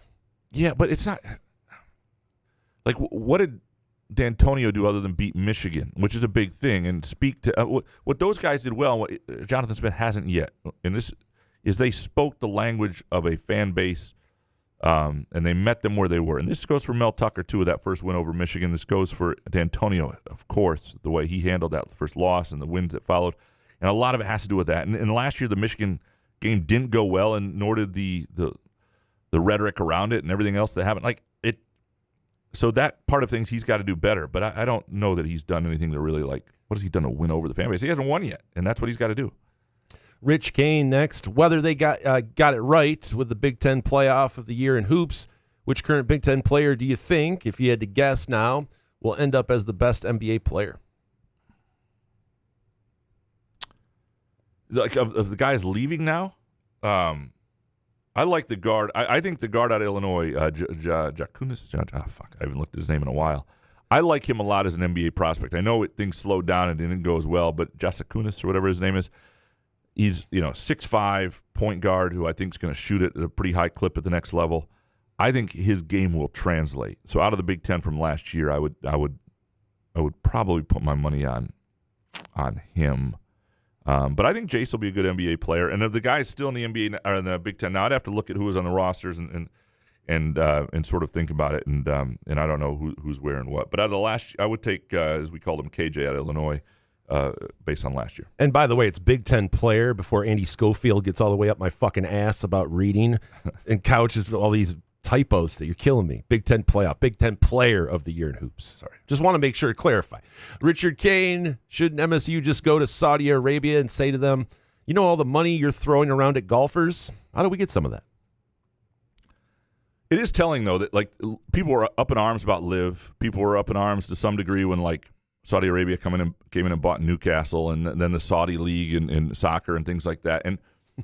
But I think it really is telling. I think there are a lot of Michigan State fans right now who would gladly take Saudi money to win. And again, you can look. There are lots of corruption and corrupt corporations, and there are lots of reasons to look around and say, lots of places we dabble in financially or places we accept money from are no better than that. Whatever, and I'm not gonna judge that necessarily, but I do think you have to get creative in revenue streams, and I'm not saying it has to be the Saudi government, but I think, because I do think as an educational institution, if you still want to be that there would be some real frowning and some real protest if you did that. Seems that they like sports and like to piss away money, so I don't know why you wouldn't focus solely on Saudi Arabia. I would try to get them to funnel it through something else, because I wouldn't want, I would if I wanted their money. Money laundering? Yeah, money laundering with Saudi Arabia. If I'm the next AD, that's really my stance. Lauren, next. Do you think that there's any coincidence that Alan Haller was sacked about 6 months after Lansing and MSU, frankly, the entire state of Michigan, power broker Joel Ferguson when he died? I assume Joel mentored and essentially created Haller from obscurity off the campus police department. Maybe you can fill listeners in with what you know about their history. Haller's pretty rapid ascent in administration, how close they were, and perhaps Haller's loss of power once he lost Ferguson. So a couple of things. No, the phrase created Haller from obscurity sounds... Created him from scratch. Yeah, that doesn't... I don't know. But there are a couple things to note here. One, Haller had been in athletics for quite a while, and it wasn't that rapid a rise. And Joel Ferguson's sort of presence and Pound the bushes. Yeah, his ability to have influence had waned considerably in the last 5 years. Even as Haller was like the lieutenant, basically for Bill Beekman, and then got the job himself. And I don't. This wasn't. Ferguson was not the guy that made Haller the AD. There were a lot of people that wanted that, and not everybody, but there were enough people of influence. And Ferguson was not somebody by the time Haller became the AD who was of great influence. He was viewed as sort of an old man who said crazy shit, and that's how he got away with it, because people weren't happy with him. He was just not in that place anymore. So I don't think the Haller's loss of power had anything to do with Ferguson's death, because I think Ferguson's loss of place in MSU had happened long before that. Jason, do you think that Bill Beekman... Witty username, if the entire athletic department is at the whim of some asshole who won the lottery, genetic or otherwise, will the new AD's job essentially be to talk that asshole off the ledge after every punt? No offense to listeners, but Spartan Twitter at the master controls of MSU makes me want to puke. I mean, you've got to be able to manage donors at that level. You do, and they're going to have say. And part of it is, there's a scene in My Big Fat Greek Wedding. You seen that movie? I have not, no. Good Missed movie. That one. Good movie. Watched it in a movie theater in Freeport, Illinois in 2003, I believe, by myself on a snowy January night. Only guy in the theater, by the way. They kept the theater open for me. Uh-huh. And there's a line in that movie where the wife of one of the older guys is basically saying that the way she gets decisions made by him is to make him think he thought of it, right? She'll want something done, and she'll make him think he thought of it. Your job is to... If you're a great AD, it's to placate but not acquiesce, to manipulate if you can. I mean, the best thing you can do is have an idea and get them on board however you do it. If they think they came up with it, you can't have an ego that's too big. But you can't acquiesce to everything. But you have to walk in their world, and they have to like you and trust you. And the thing you do is you have to create a relationship where those conversations are, where they feel listened to, and you're like, you can point out why you don't think something's right, and they feel okay about it. And they may push back, and that might be a problem. We're talking about Matt Ishbia here or anybody else, but that it is a tricky job. I don't think it's an easy job, but you have to first be very comfortable in their world. That much is becoming clear, and that was where I think Haller fell a little short. Shep, next, is it too late for the new AD to cancel the Olympic sports arena and put that money where it belongs? In this environment, to be spending 8 figures on a new arena for Olympic sports is fucking asinine. Every dollar they get should go into ensuring football and men's hoops, NIL, and facilities are top 10, and if that means baseball, gymnastics, rowing, and wrestling have to become club sports, then so be it. No one gives a fuck if those kids want to compete. Their parents will just pay the fees anyway. Broad-based opportunity is ass. So Shep is somebody who would take the money from the Saudis. That's what Shep said right here. Shep is somebody that compete, whatever it takes, football, screw other sports.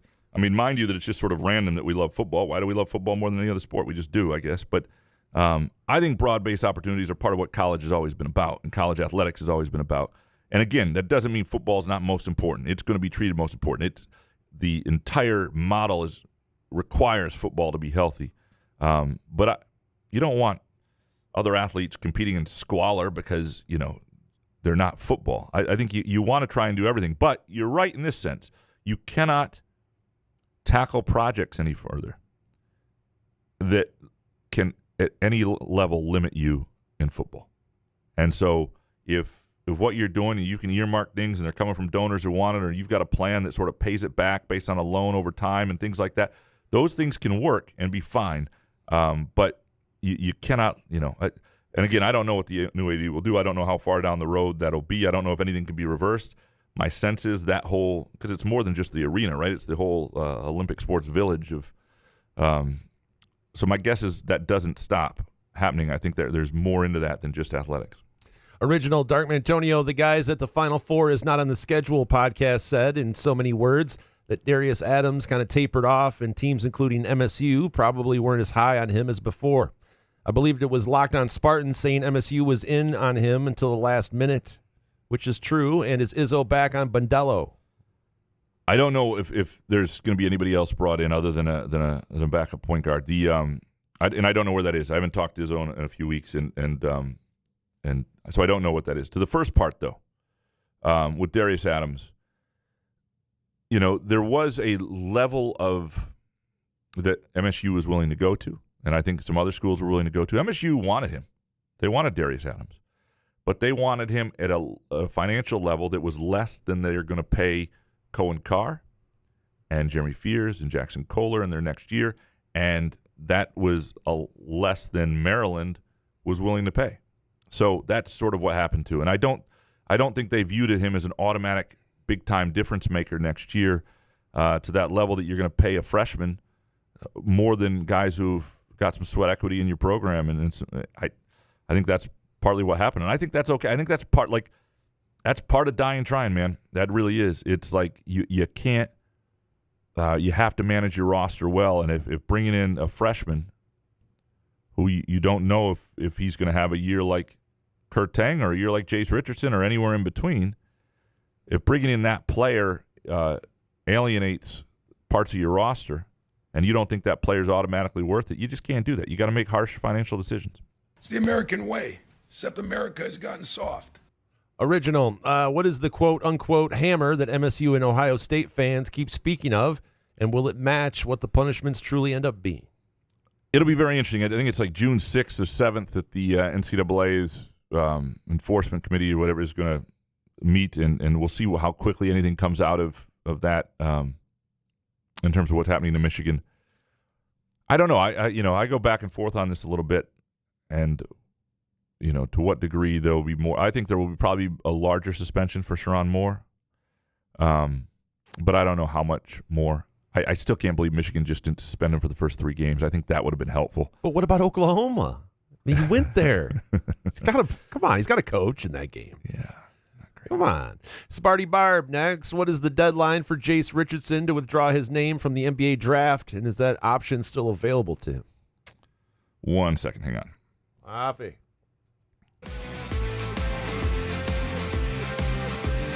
Okay.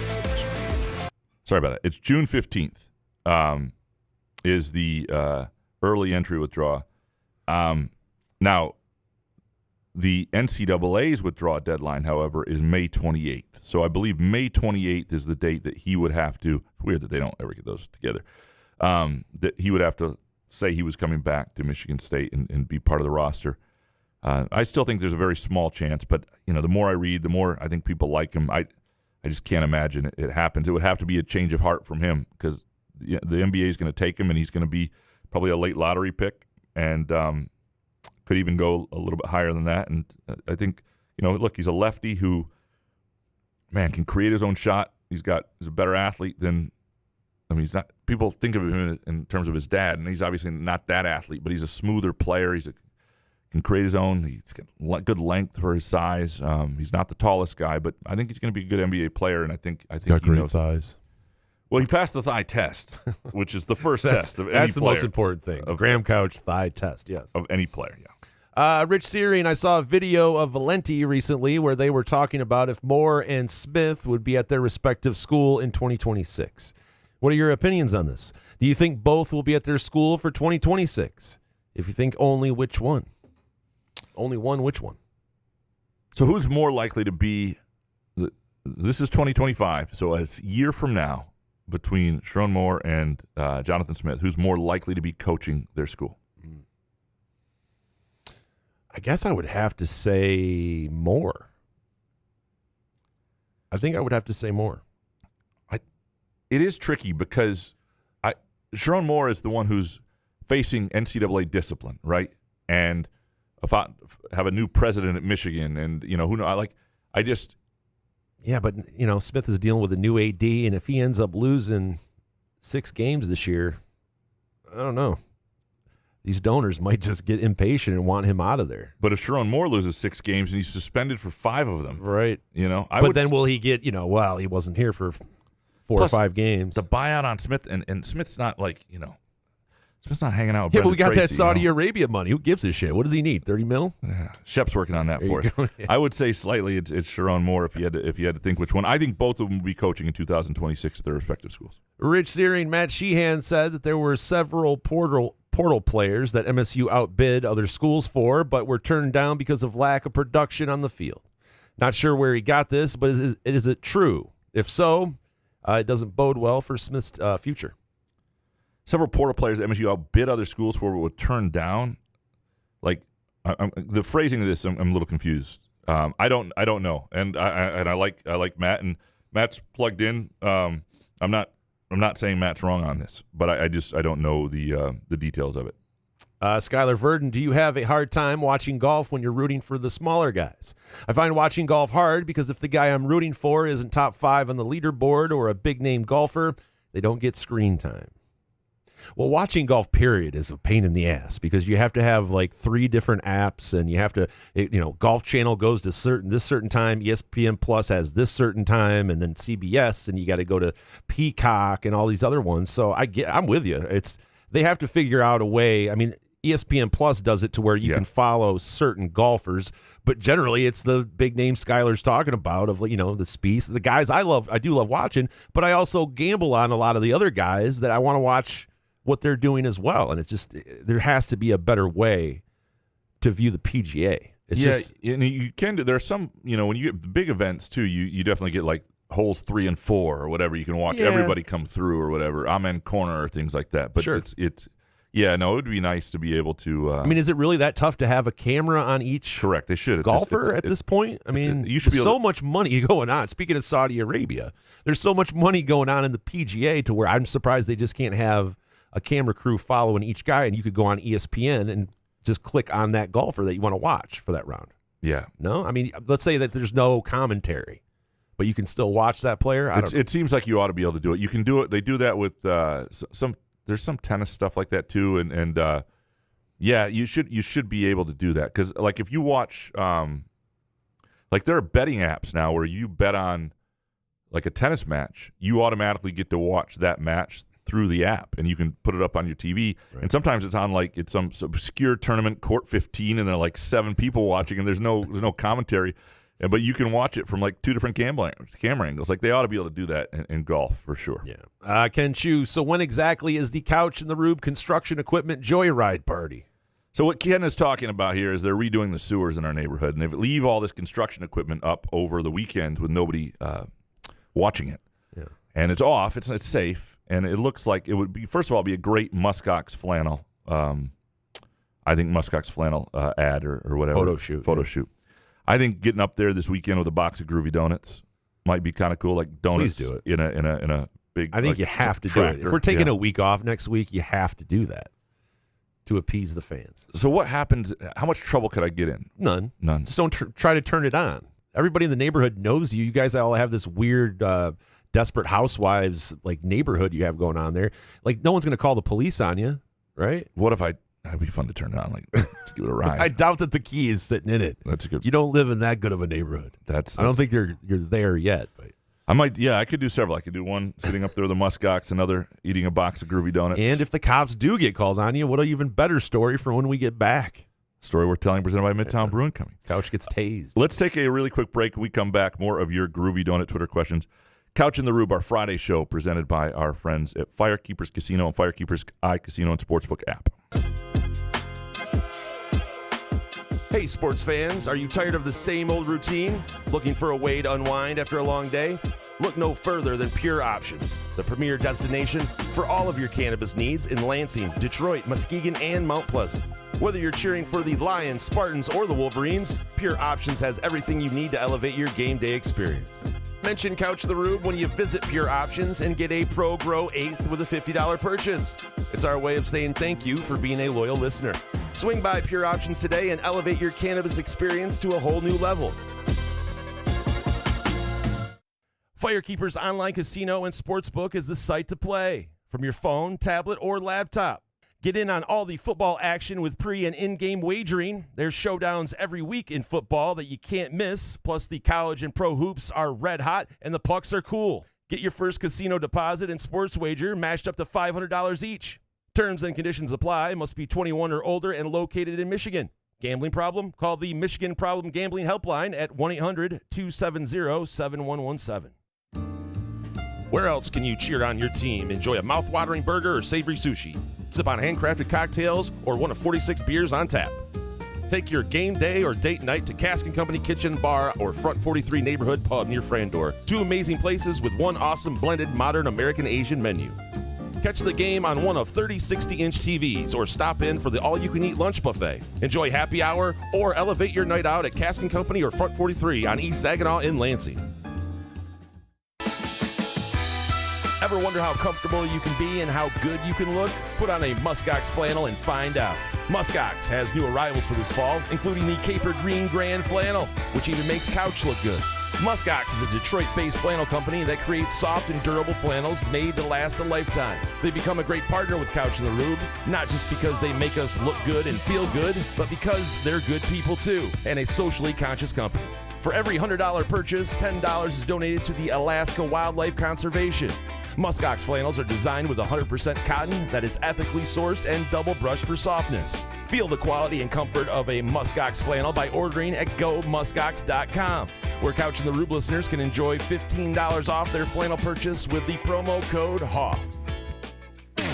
Find Couch and the Rube podcasts on Spreaker, iTunes, iHeartRadio, Spotify, YouTube, Facebook, Google Podcasts, CastBox, and the Rube's favorite podcast addict.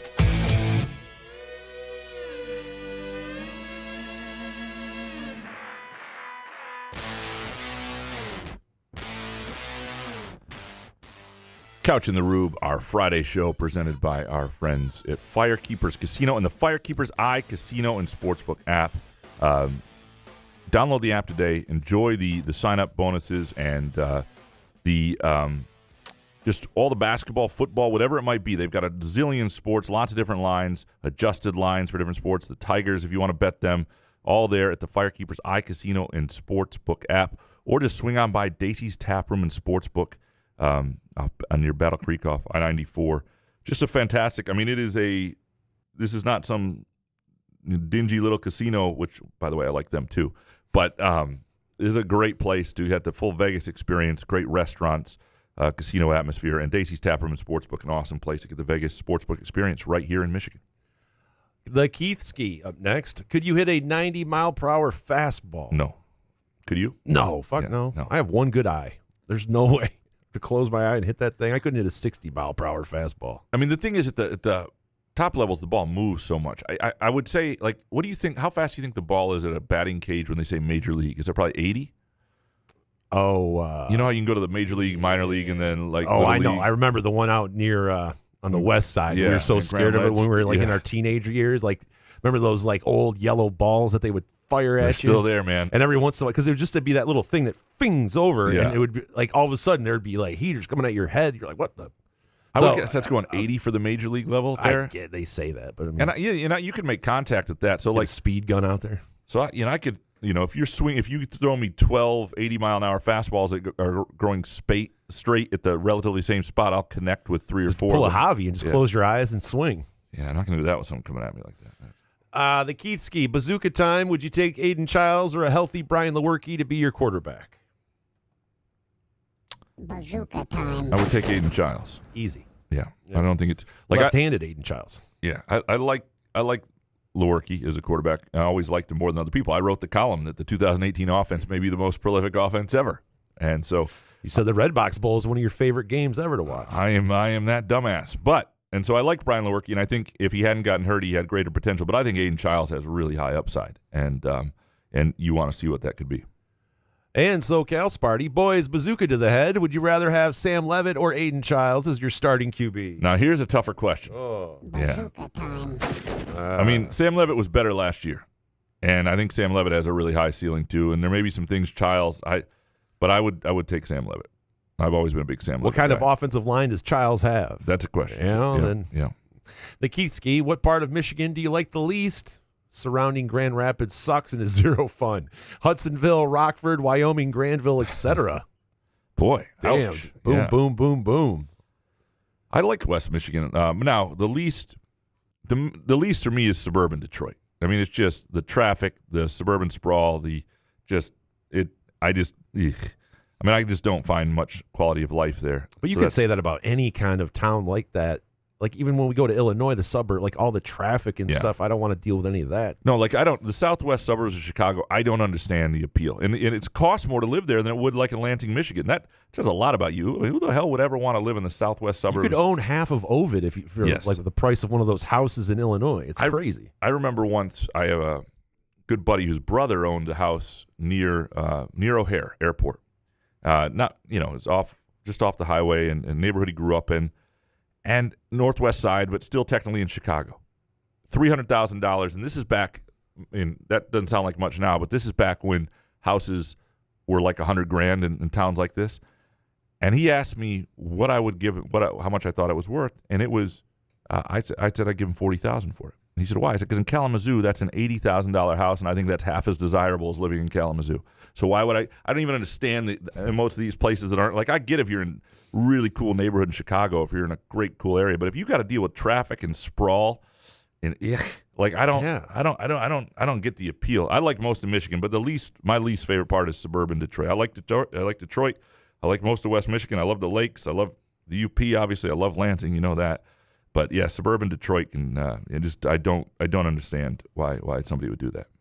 Jarrett, start, bench, and cut. Steph Curry, Jimmy Butler, and Edwards. Like currently, or like in their career, or like what they are now. Yeah, I mean, Jimmy Butler. Let's go currently. Jimmy Butler's getting cut. Yeah, right. And starting and Edwards. I mean, I think you're current or all time. I think you got to go Steph. It's today. Today. Would you? I mean, well, not today. Not pre. Let's just say pre-hamstring injury. Pre-hamstring. I'm still going Ann Edwards over Steph. Oh yeah. Yeah, I'm probably going Steph. But I think that one's a really good debate. And Jimmy Butler's getting cut. There's no question. July topic. Jarrett, you guys know where there are rattlesnakes in Michigan, right? What? I've seen more in Michigan than rural Georgia and Wyoming combined. What the hell, Jarrett?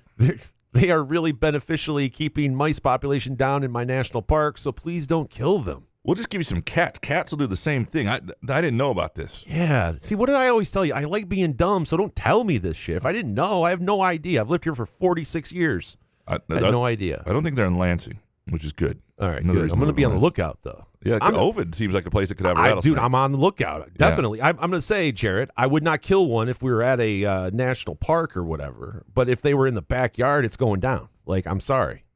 That goes for any animal that wants to fuck around. Like, I'd love any animal. I love the birds, all the squirrels in the backyard. But if they start fucking around, then it's on. I'm sorry. Captain Sparty. I stopped listening after MSU lost. It's not you, it's me. I listened to the last episode. Besides that, what inside jokes did I miss? A lot of prison time. You got sent back for breaking his parole. Couch killed another gay guy. Yeah, well, there's that. He didn't push him down the stairs this time. He was a little bit nicer about it. Yeah, I did not do that. By the way, for the record, just disclaimer. Any future the guy wasn't sponsor. gay. The guy wasn't gay. And I didn't put nothing happened. Sorry. We were trying to soften the blow for Graham. Killing a guy's weird, so we had to add a little bit to it. That story should never have had legs. That's trouble for me. You told it. And you did it.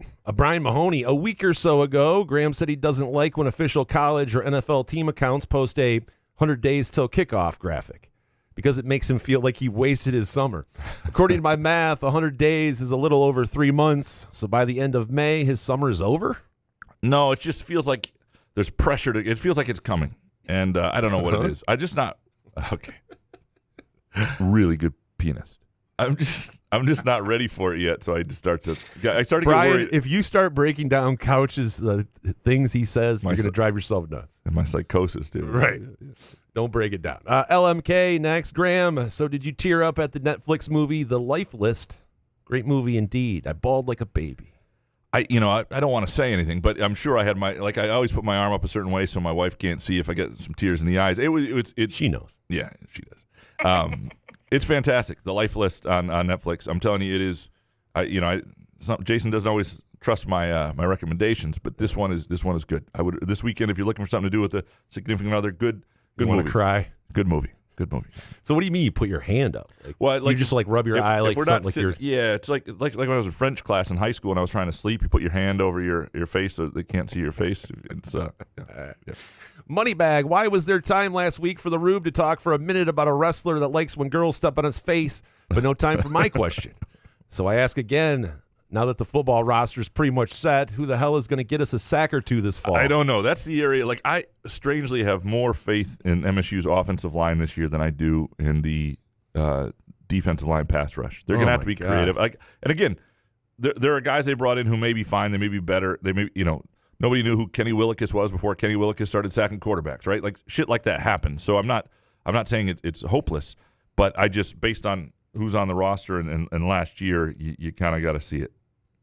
Is that the answer you need, Moneybag? Or do you want to talk about Tony Atlas having women walk on his face? I mean, come on. What's more important? Mark Osterman next. Always wondered why MSU or anyone didn't hire a kick-ass PR firm or brand ambassador to work with the players. Plus a social media team that helps run their accounts to grow their personal brands and get endorsements. That's what all kids these days see themselves as and want. Seems like a way to get the money they need at a fraction of the cost, or at least a portion of it. Spend less money on a team that works in-house to put together awesome deals for the top players. Then redirect the NIL money you no longer need for them for mid-tier players. It is a way to leverage your school's brand and the loyal fan base to outside vendors. It's an interesting idea, and certainly, you need to, if you had proof of concept to players you're recruiting that this works, and that could be something you could really recruit to. But players want guaranteed money; they want to be paid to play, is what they want to. So that is also something they want. But this is a good idea, Mark. You should throw your hat in the ring. Jay Riemenschneider, does the Lansing area have any roundabouts? I haven't encountered any since working down there. Side note, my mother-in-law is terrified of them. She wouldn't even go to one of her grandkids' weddings if she had to navigate one. Yes, we do. They're adding some in our neighborhood, but yeah, they're over on Willow. There's a bunch. There's Are roundabouts that hard to deal with? In America, we struggled for a while with them because they have them overseas and they really help traffic. But if you hesitate, if you don't know what you're doing, or you're old, well, You can't handle it. I mean, should you be on the road if you can't handle a roundabout? That should be the first driving test when you turn 70. Can you handle ship them out to a roundabout? If you fail that, then you give me your license. Get out of here. At least you have to learn it. You shouldn't have to just that. Give me your license. Get the fuck out of here. That's very mean. Jay, he does not mean anything like that about no, I would take your mother-in-law's fucking license if she couldn't handle a roundabout. Really? What about a cul-de-sac? She freak out about those too? I like Can't handle a cul-de-sac? I want to live in a cul-de-sac. Oh, my God. If there was a wedding at a cul-de-sac. Jesus, fuck. Jay Reimage Schneider, how many people have you met that have a college degree but have zero common sense? Got to be over 50%, right? Yeah, 50 seems high, but I don't think necessarily a college degree is correlated with common sense. My cousin Nick graduated from Michigan State University and is one of the dumbest dudes I've ever met. Yeah. No, there are a lot. And I mean that in a nice way. But I told him to his face. I'm like, how did you graduate college? You're one of the dumbest people ever. There are people I remember when I was in school in journalism, we're like juniors and seniors. You're like, how has nobody told you you're never going to make it in this field? Like, stop trying to do this. Like, this is not going to happen. And some of that's not even common sense. Sometimes it's just not somebody's fit. But you should have the sense. So I don't think the two things are correlated. Academic smarts. And now that said, I think the overall college experience can lead to worldly experiences. And that too. Yeah. Jay Graham, ever had Kadigi? Oh boy, is this like a Kadigi? This isn't a porn name. I'm gonna look it up. Hold on. I am the passenger. Peacock. And I ride and I ride. Oh, cool. It's a regional Italian sausage dish popular in Michigan's Upper Peninsula. I have not. It sounds amazing, though. It's often enjoyed on sandwiches, pizza, or other dishes. I have not, and I am excited to run up at the UP this year to find it and try it. And I'm also excited that this is not porn. So that too. Pablo Ciccone, bait question. What if we blinked in reverse? Imagine sleeping, but every few seconds your eyes open and then shut again. A reverse blink. How freaky would that be? There is a you are going hard, dude. Yeah, I need to party with MGs? Pablo. Dude. Yeah, Pablo Ciccone, dude. What kind of strain do you got? I'm ready to smoke with you. Couch on Fire. How big a mistake was it to select Jace Young one spot ahead of LA's shortstop, Nato? What's his first name? I don't know. Neto, who led the... I know he hit a home run off of Scooble, who led the Angels in WAR last year. Yeah, no, he looks like a good player. I still think, we'll see what Jace Young winds up being. I don't know. I guess time will tell. I've not seen the kid play from the Angels, so I don't know. But it clearly it seems like a rhetorical question. Here, just let me play this. The bottom line is I could see that game going one way or the other. Couch on Fire, which do you think more impacted the MSU fandom football funk? Losing late to BC in the bowl game or getting punked by Rutgers in the last game and Indiana's success? Losing late to BC. Not getting to a bowl game because of it. Is that what you mean? Oh, getting punked by Rutgers or Indiana's success. That's a good question. Those three, because I think Michigan has more to do with anything else. But of just those three, but the Rutgers game is it? Yeah, because of the way it ended, and because there's always been, Indiana was one thing, and it was one of those. The thing about Indiana's story is all year you could kind of say, well, they didn't beat Indiana, and Indiana's having this great year, and so you could kind of, even if you didn't like it, you could accept that they were having this renaissance, and it may be something like Michigan State ought to be better than Indiana football, but it's not, But then when Rutgers happens too, if you're at least better than Rutgers at the end. And so even if Rutgers is decent, having programs like Rutgers and Indiana be decent and better than you is just, I'm not going to use the term unacceptable because I love it, but it's demoralizing. And so I think the Rutgers game and the way it ended, just to feel like there was nothing of any,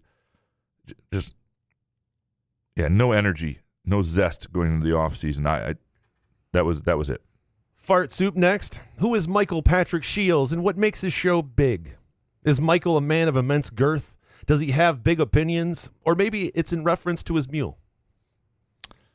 I think it's all part of it. All three you mentioned, yeah. He is the guy who, pays for our show because he's like the his show in this studio brings in a fair amount of revenue from what I understand. So I would not say he's a man of immense opinions, though, or big opinions. I would not say that's his big his fan thing. Of Kwame Kilpatrick. He is. That guy. He is. There's a segment you should listen to. Oh, please. Fart Soup, Jason, can we start a petition to get Graham on the 2026 Michigan Sports Hall of Fame voting as a media member? Is that a thing? So you want me voting for people? I see. Yeah. Oh, not the Mid-Michigan Sports Hall of Fame. No, the Michigan, the big one. Yeah. So I would be deciding who got in. Yeah. Yeah. I put you on there. Or are you trying to get me in? Because that's not a thing. Get you in. Not going to happen. But Whose I will. ass do you got to kiss? Well, that's what this stuff comes down to, really, right? No, I'm just kidding. If the or you have to buy it. The committee's listening. I'm willing to buy my place. Troy Hunter, I'm from there. Wait, what? Did I skip somebody? Nope, you're right. All right. I'm from there, and Fart Soup is right about Seattle sports radio station being the worst in the country, especially the blowhard main afternoon host and his annoying producer. Also, Smith will have a year that gets MSU fans excited. He beat Oregon in his second year at OSU. We'll see. I mean, look, if he has a year that excites people, all this conversation will change quickly, right? And it just won't take all that much, but it will take tangible things that we can all see. I mean, that is what you have to do better against Michigan, right? You have to show people it. When you go out to USC, you have to have moments. You have to have. It just has to look different. It has to feel different. There have to be more thrilling moments and less demoralizing moments. And if you can do that, then I think everything will be all right. I think he's a good coach, and we'll see if they can get him in a position to be able to get the players he needs. And part of that is still recruiting, and that's going to be on him to do it and his staff to do it. But I think also you have to create some momentum yourself on the field, and so we'll see if he can do that this year. Hans Jurget next. Would you start supporting Trump if he banned quote tweeting, caught the fear shooter, released the real reason for the Max Bullough suspension, and pardoned you for pushing that gay guy down the stairs? Hashtag MAGA. It really comes down to 6 fouls. If you can get 6 fouls in college basketball, I will wear a MAGA hat forever. Wow, you heard it here first. Hans Jurgen, what is the worst Midwestern state? I know you love them all, but one is at least, and I demand you mock it. What's the worst Midwestern state? Indiana. Is it? Indianapolis is a good place. Yeah. Is weed legal there yet? Missouri, is that Midwest? But you got St. Any Louis. Midwest state that doesn't have weed legal yet, Sass. Indiana, though, has a lot. You can buy fireworks there. It was one of the first of sports gambling. There was a lot. Indiana's kind of out cutting edge. So then what's up with weed? I don't know. Is it not legal? Yeah. I don't know. I don't like Indiana, though. Hans Jurgen, pound for pound, Fort Wayne or Toledo?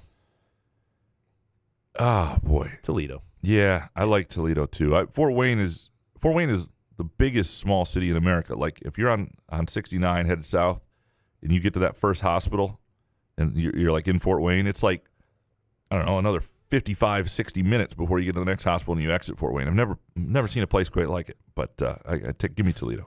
Jake Hawkins, if Mark Hollis hadn't taken the fall and resigned, do you think he would still be MSU's athletic director today? How do you think he would have handled Mark D'Antonio's sudden retirement? And who do you think he would have hired to replace Mark D'Antonio? It would have been interesting because, Alan Haller had a lot to do with Mark D'Antonio he was worried about D'Antonio and where he was and trying to get him to think whether he really wanted to do this. And I think Hollis would have done that too. I mean, they were, I have no idea. I mean, Hollis left and he left everybody, there are lots of good things about Mark Hollis as an athletic director. How he left was not one of them, and what it did to MSU in terms of Tom Izzo being the voice of everything when at a time and a subject that he wasn't great with as well. But I don't know what would have happened. I don't know how he would have handled Mark D'Antonio's sudden retirement, if he would have helped him see the light earlier, maybe, or maybe not, and who he would have hired in that situation to replace him, all that stuff. Because if it had been the same timing, you remember it was a tricky spot, and Luke Fickell hasn't done wonders at Wisconsin, was one of the guys. And was there anybody else that they could have gotten in that stage at that moment and how they would have handled it? I don't know. And then you get the pandemic that hits right away. I don't think the D'Antonio era would have gone well with the pandemic, but it's a good question. These things we'll never know. Jake Hawkins, I don't believe I've ever seen and heard Tom Izzo going overseas to bring players to Michigan State. Why has he been so reluctant to do it before? Well, Razem Lorbek is one of my favorite players to watch, if you remember. I did a catching up with Razem Lorbek a few years ago during the pandemic, actually, when I was doing a lot of those stories. And so those, that sort of thing. Now, he lost him after a year. Razem, they thought he was coming back, went home, and his dad basically met him at the airport with some people and said, it's time to play pro ball. So I don't think that's why. I think Izzo does think that overseas big men tend not to be the same toughness to them. But, I can see it happening more and more now as you're trying to find guys who are loyal, who are different, and you're trying to create, some continuity year over year. And there's a lot of skill over there. I would recruit the heck out of overseas if I were a college coach. Next one from the Hawk. I asked this last week. Don't think you had a chance to answer. How did MSU lose out on Darius Adams to Maryland, who hired Buzz Williams away from Texas A&M a few weeks ago? Yeah, I think we answered this earlier. I apologize for not including that your name in that, Jake. But it was a simple matter of finances. Maryland, the reported numbers like $1.3 million, right? And $1.3 million is more than I think MSU believes Darius Adams is worth, and the headache that it would create with his own roster if you bring in somebody at that dollar amount. Next one from the Hawk. Not a question, but a simple thank you to Graham for stopping by to say hi while I was hosting DJ Trivia at Reno's North last night. It's good to see. It was good to see the Hawk there. Oh, yeah? You just stopped by? Well, we were going to go to Reno's softball team. We were going to go to Reno's North, and I think Hawk does a good job. It seemed like a good vibe there, and so I'd urge anybody who wants to see him. It's not our favorite. There were 4 of us only going out afterwards, so we went to a different place. But I did see Hawk, and I went up and said hello, and we thought about sticking around to play trivia just because of him. You thought about it. We did. Nice. Jake, have you noticed any street racing in your neighborhood in light of the recent news around Lansing? People are always going a little too fast up and down like Westmoreland, but I have not. There's we're not. It's not that kind of neighborhood. Yeah, we don't. We wouldn't put up with that. We would tough with the construction equipment, and we would call somebody and get it taken care of. Upper Deck Jerk Guy, what are your thoughts on Saban running that commission on college sports? If it has any teeth and it's a real thing and it's something that's not just an idea and somehow, like Nick Saban's a smart guy, and I think he'll put smart people around him. And look, Nick Saban is a voice that I trust in this area. I just don't know what it means or what it can do, and but I'm willing to listen to anything. And Saban, they're better Saban than Tommy Tuberville. And the last one from the Jerk Guy: if you ever go to, or back in Jason's case, to prison, what would it be for? If you were ever to go back, what is it for? I'm never going back. So you're just on the run, on the land. No, I'm not doing, dude. I don't do anything anymore. Yeah. I don't want any part of any of that shit. No. 72 days in Ingham County Jail was the best thing to ever happen to me. I don't want to do anything anymore. It would probably be because there was a lie that was perpetuated about me pushing a guy down the stairs who died, and all of a sudden that innocent guys usually say perpetuated. That's probably it. We appreciate all of you, even Upper Deck Jerk Guy, for producing our show and always producing our show and sticking with us and being upset when we're gone a week. That means the world, because I would want us to go away forever. But we, of course, appreciate Midtown Brewing Company in downtown Lansing. Great place for Mother's Day, as is Groovy Donuts. You want to tell your mother you love her. Midtown Brewing Company and Groovy Donuts are 2 great ways to do so. We appreciate our friends at Firekeepers and the Firekeepers iCasino and Sportsbook app. Have some fun. Do it within your means with the iCasino Sportsbook app, Firekeepers iCasino Sportsbook app. We will be back a week from Monday, and we'll be, I'd like to say better than ever, but we'll be as bad as ever. And good show, man. Yeah, man. Couch in the Room.